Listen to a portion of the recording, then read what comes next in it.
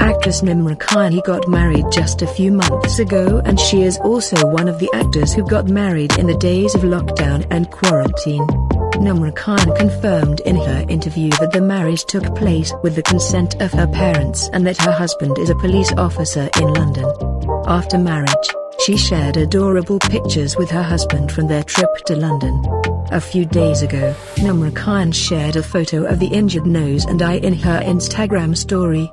In the caption she wrote that she had fallen down the stairs very hard. After that, Nimra deleted all her photos with her husband from Instagram timeline and also deleted the photos of her nikah day. While some people say that these marks on Nimra's face confirm that there must be some trouble between the couple. Do you guys also think that Nimra's injury is the reason behind the alleged separation between Nimra and her husband Raja? Share your views with us through comments section.